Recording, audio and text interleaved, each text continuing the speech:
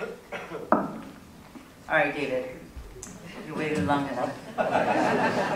Cameras are here. You're ready. Here's the show.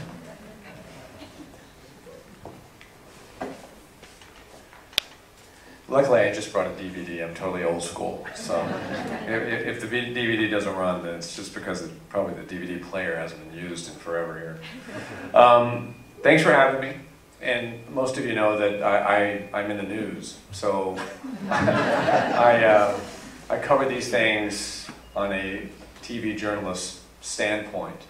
The great thing about where I work, ABC 7 here in Los Angeles, and by the way, we have a photographer here, so look for yourself on TV sometime later today. The great thing about the station I work at is we have a real commitment to cover big stories all over the world. It doesn't just have to be in Los Angeles, it's everywhere. And so, you know, I've somehow through the years become the disaster guy. So, and that's not just because of the way I dress. So, I went to New Orleans when the storm hit, when Katrina hit. I went back a year later. I went back 5 years later. I went to Haiti right after the earthquake struck, and I went back 6 months later. And then, of course, I went to Japan right when the quake struck, and I went back a little less than a year later.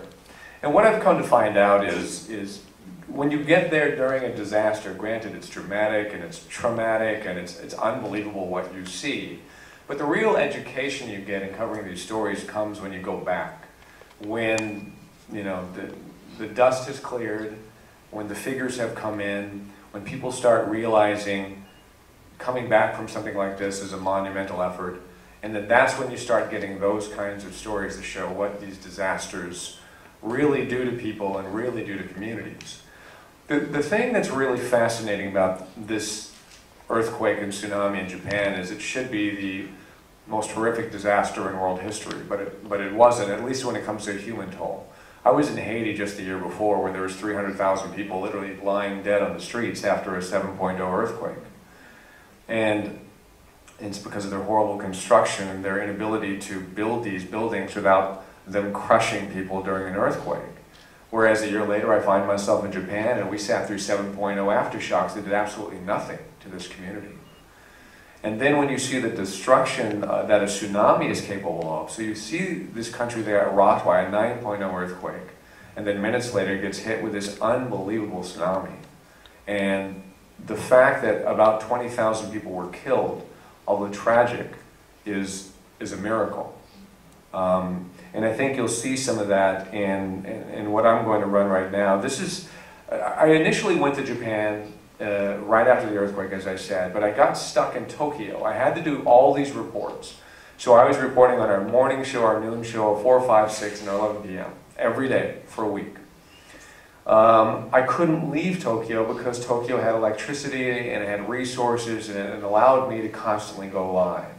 If I would have left and gone to the real disaster zone, I would have gone into this black hole and not been able to report back because there was no electricity, there's no source of getting my video and my information out. So I would have gone away for several days and not been able to report for a long time. So our managers decided to leave me in Tokyo and continue to cover the news from that standpoint. And then Fukushima got really bad and they basically evacuated everybody. All journalists were told to get out because there's a lot of concern that if something catastrophic happened to that nuclear refinery, that not only would we face the risk of radioactive poisoning, but even if we didn't, it would be weeks to months to get out of an airport because the whole country would be evacuating.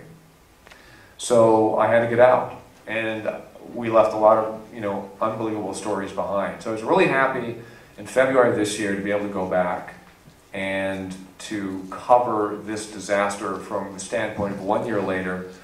What did we learn? So in this piece, this is a part of a half-hour documentary that we ran in February. What you're going to see, the first story is, I think it's a fascinating story because I found some tsunami video that had not been seen before, taken by a man who was very savvy, media savvy. He was a really good photographer and his hobby is to shoot video. And you'll notice that. So he, by the way, I found him through a local connection. And in fact, all these stories are through this one connection. I don't know if you've heard of Ted Tanaka, the architect who did the pillars outside of LAX. So his wife was literally caught in the tsunami. She survived, and her story was rather remarkable. But since then, she has worked closely with the country of Japan and trying to do these relief efforts, and she contacted me. Ted first contacted me, and then she contacted me when she got back to the country and told me, you know, some of the remarkable stories that she ran into. So this was one of them. This was from her hometown, and an old friend of hers, and he had this video, so I went and found it, and I did this first story, and it's a real education on the power of a tsunami. And this particular tsunami did not hit like a gigantic, you know, tidal wave that just wiped everything out at once. It was almost a slow rise, but in a matter of minutes, you could see the destructive damage. The second story is in a nearby area called Rikuzen Takata, and that is a community that was just utterly annihilated. And the interesting story about this community is it sat on the water, and it was basically kind of in this valley. And when this 35, 40 foot surge of water hit it, I mean, there was nowhere to go. And this town to this day is still doubtful whether they will be able to rebuild it. And then the third story is actually Masako's actual story of survival. She was in Kesanuma, right literally on the water, not realizing a tsunami was heading right towards her, and she barely survived. So these are the three stories, and Jeff, if on the DVD, if you could please stop it after the third story about the woman who survives the tsunami, and you'll see one little tidbit with her husband Ted, and anyway, so here it is.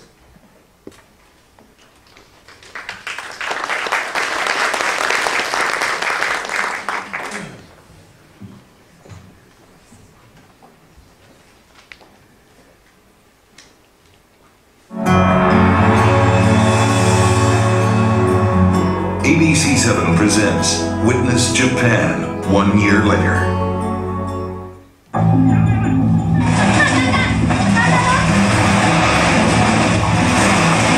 March 11, 2011, one of the most devastating disasters in modern history. An unprecedented 9.0 earthquake, the most powerful ever to hit Japan, among the 5 strongest ever recorded in the world. The ground shook for 6 minutes. Compare that to the 1994 6.7 north earthquake in Los Angeles, where the ground shook for 10 seconds. But it was just the beginning. A furious and merciless wall of water charged towards a stricken country. In a matter of minutes, the Japanese would fall victim to a rare but epic event. For the first time in world history, we witnessed, live from our living rooms, a tsunami devouring one city after another. We watched in disbelief as thousands hopelessly in its path were swept away. But what we saw was nothing compared to the horror of being there. Almost a year has passed. To get to the devastated areas, it is a long trip from Tokyo. We're riding this train up to Kesanuma. Car 9, that's where we're headed. The tsunami slammed into the rural communities on the northern Pacific side of the country. Small towns, now unrecognizable, even a year later. Our journey takes us from one train to another. But when we finally arrive, the stories people have to tell are remarkable.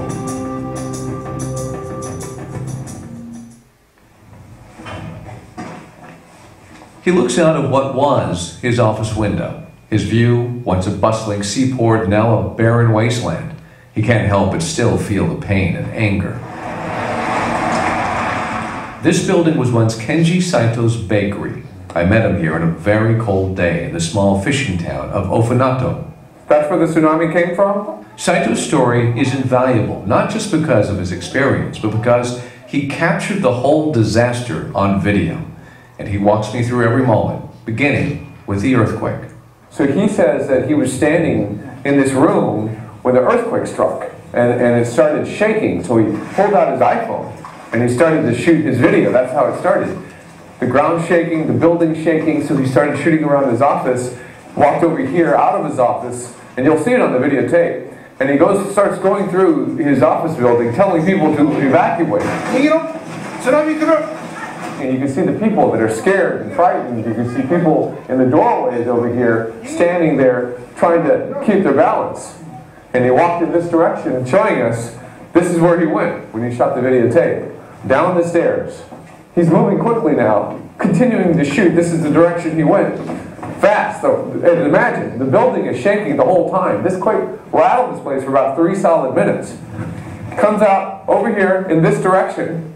So here, you will recognize this. This is when he turns the camera and you see all the fish jumping. That's a fascinating part of the videotape. And he continues to move in this direction. Saito knew a tsunami was coming. So once his building was evacuated, he grabbed another camera and he ran to a hill just a block away. It was the very hill he ran to when he was 12 years old in 1960, narrowly escaping a tsunami that killed thousands. It has now saved his life twice. From that hill, he says he stood on the edge of disaster and watched. In the beginning, it is uncomfortably calm. Even the tsunami alarm lacks urgency. But then, keep your eye on the cars in the distant parking lot. The water slowly at first starts to rise.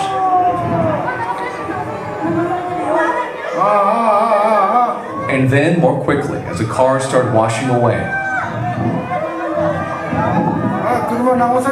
The inner seawall, meant to protect this community from tsunami, is dry right now. A giant barge breaks free. But now look at the seawall. Water begins to pour into the community. A soda machine washes away. And then the inevitable begins to reveal itself. A building breaks free and washes down the street. Amid the crackling lumber and steel, the sound of Saito crying at what he's witnessing.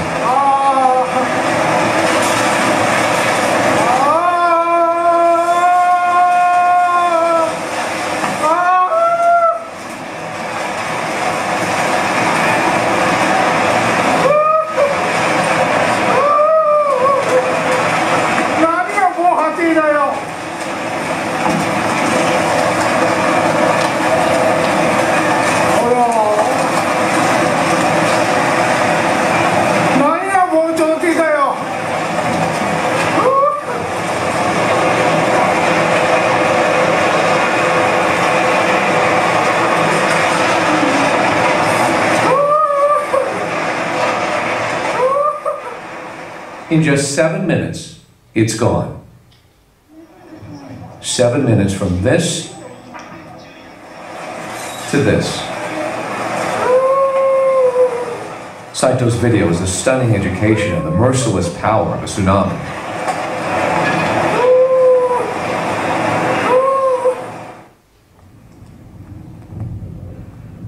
Today there is very little left. A broken clock stopped precisely when the tsunami hit. A mangled seawall, a few gutted buildings, and residents who've lost loved ones, homes, jobs, their lives.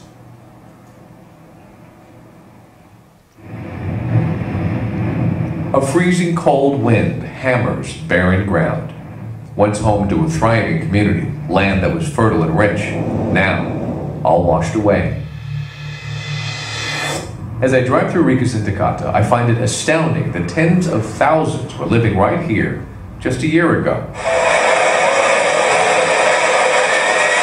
The tsunami hit this place with remarkable speed and power. The wall of water was 36 feet high. Those who thought their upper floors would keep them safe were wrong.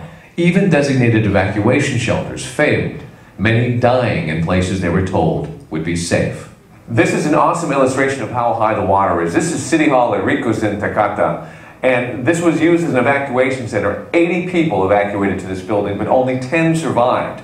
And the 10 that survived were on the very top floor on the right side of this building. And even they said water went up to their chest. I come across the Uwabe family, 2 sisters, along with the children, who lost both their parents, swept away in a home that sat right here. The family explains to me that since the disaster struck on March 11th, every month on the 11th, families turn out to mourn and pay tribute. On this day, it happens to be the 11th of February. In a cemetery on a hill high above the town, This person, Kuniko, died on March 11th. my interpreter tells me this is the gravestone of one family, 7 members killed in the tsunami.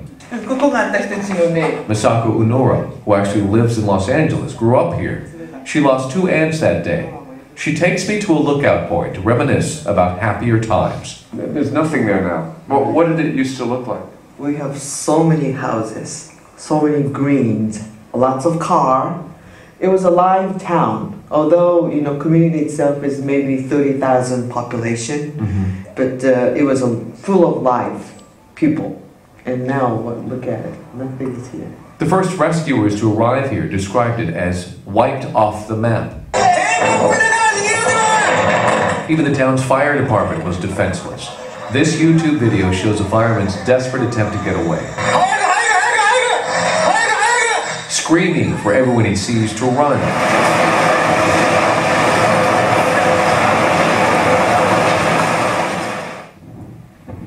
"49 firefighters in this small town were killed. 80% of all the homes here were swept away. The few buildings that are left are simply shells. Rubble is piled 20 feet high. Even all the shrubbery and vegetation is gone. 70,000 fir trees once lined Riku's in Takata, but when the tsunami came, every single one was ripped down except for one. And that one tree struggles to survive. That struggle has become a metaphor for this community. It was once a beautiful forest that sheltered the community from the wind.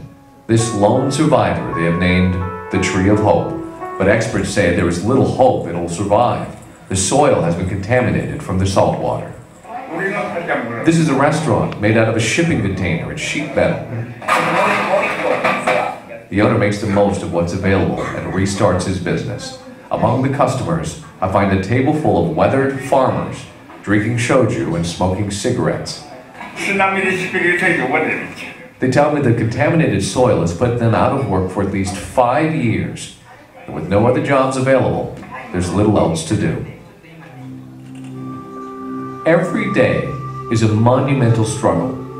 A year later, people are still trying to figure out how to rebuild their lives while mourning for the lives they lost. It's close to 0 degrees, but the painful cold goes unnoticed. The citizens here have endured far worse.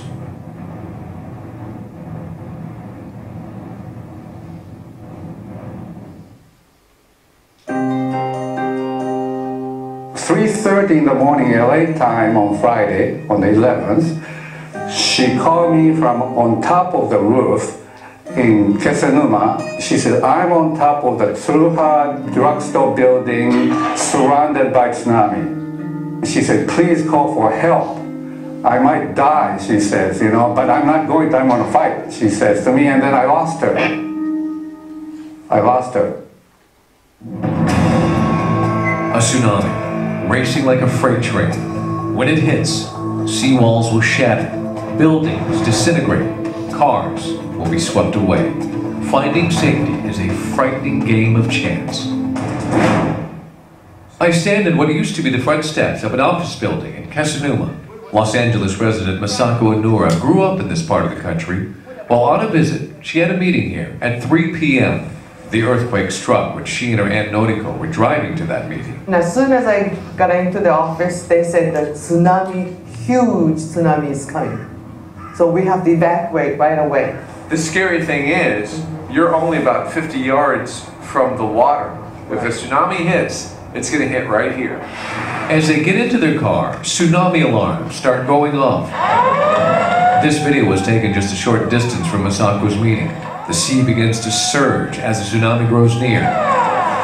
The The two women, only blocks away, are stuck in gridlock. Every car was so patiently waiting. They were just so polite, waiting. So maybe we were moving like inch by inch. In 30 seconds, the water inundates the inner parking lot. With every second, the water comes in faster. Another 45 seconds.